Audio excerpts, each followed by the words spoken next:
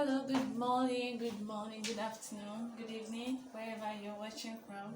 You're all welcome to my YouTube channel. So today I'm going to be teaching you how to draft a simple, easy fitting BuBu kimono style, like really simple style. The one we commonly called the butterfly kaftan. So that's what I'll be showing you how to draft. This tutorial is so easy that anyone can follow, even a beginner can follow along. So in this tutorial you need very few measurements for this. You need to take your round bust, you need to take your hip circumference, and you compare these two measurements. The one that is bigger is the one you will use for this tutorial. Then you also take your length, the length you'll be using, the length, like your desired length, maybe your knee length, above knee, the ankle length, floor length. So it's up to you, whatever you want. Then the last but not the least measurement you'll be taking is called your half back measurement. This half back measurement is different from your shoulder to shoulder measurement. It's different from your back width measurement. This half back is the one they use for anything kimono styles, cut together sleeve. So you place your tape at the center of your back and you measure it along your shoulder till you get to your shoulder point, and you continue the measurement down to your arm, and you decide where you want this kaftan to stop. So that will be the measurement, the width. That will be the width of your pattern. So if you want it to stop at your elbow, you stop. If you want it to stop at your wrist, you stop it there. Mind you, this is not the overall width of the pattern. This is just the side that will give you that butterfly effect. Whereas your hip divided by 4 plus the ease is going to be the width of your main outfit, so that so that it will still have some shape sort of. So I'm very sure you understand as I proceed. So I don't want to talk too much, but meanwhile I have to really appreciate my subscribers. Thank you so much. You guys are the best. I really appreciate. And for those that are yet to subscribe, please, I really appreciate if you do. Thank you so much. So let me get into the tutorial. So first of all, I would like to say that our Ankaras are by 44 by 45. It doesn't get past that. So in case you're using Ankara, so I'll just tell you, use the whole width. Use the entire 45 inches, because anything less than that is not going to make sense. But if you're using other fabric that are by 60, that's when you decide, okay, I want to do elbow, I want to do wrist, I want to do that. But okay, let's just assume this is our Ankara. Okay, let's just assume this is our Ankara. Okay, this is by 45 here, by 45. So what you do now is you will fold it to the length. Here's my tape measure. Okay, you decide, okay, I want the length, I want to use my knee length for this tie, or I want to use my ankle for this tie. So you measure. When you measure to that point, what you do is you fold. Okay, you fold. Mind you, this is your by 45, right? So now you're going to fold this way.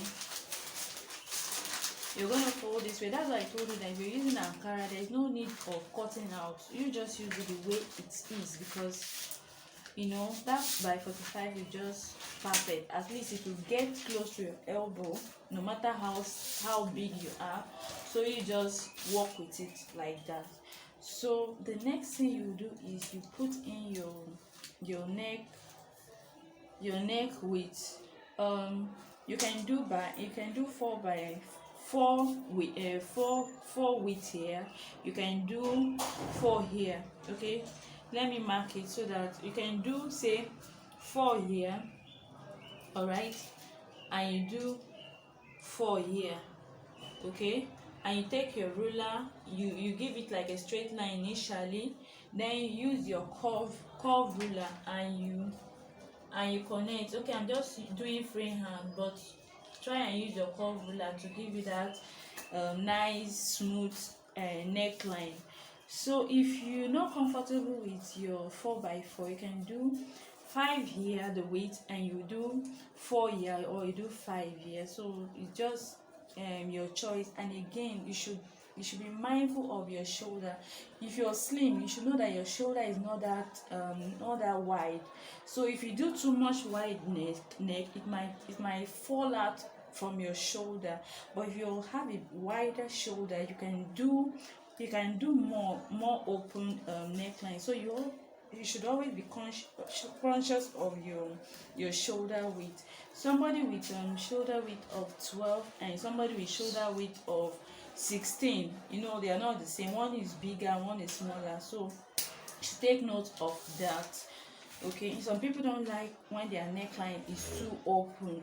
They don't find it comfortable. So all these things are things that you should consider. But I think the basic 4 inches by 4 inches is really okay for anyone. Then the next thing you do is, when you consider your hip circumference and your hip circumference and your hip bust and your hip circumference, you check, okay, which of them is bigger. Okay, you see your bust is 36, your hip is 40, and hip is obviously bigger. So what you do is, that 40 now you have to add is, you can add as much as 8 to 10 inches. If you're on the slim side, you can do 8 inches. If you're big, you can do 10, 12, but on the average 8 inches is very, very okay. So now you say 40 plus 8 inches, or let me say 40 plus 10 inches, that's 50 divided by 4, that's 12.5. okay, 12.5. And then you mark it down like this. Okay, then you go to the hem, and you mark it down, and you get your straight ruler,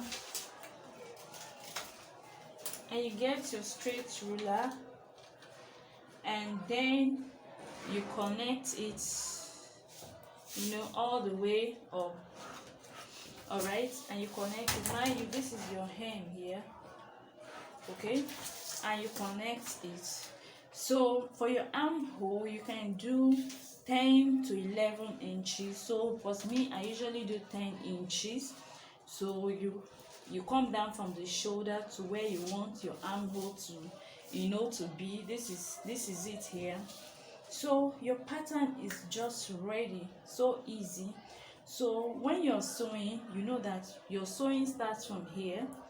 Okay, then from the hand side, you have to go up by 10 to 13 inches. All right, you have to go up by at least 10 to 13 inches. Why you're doing this is because you want to be able to walk.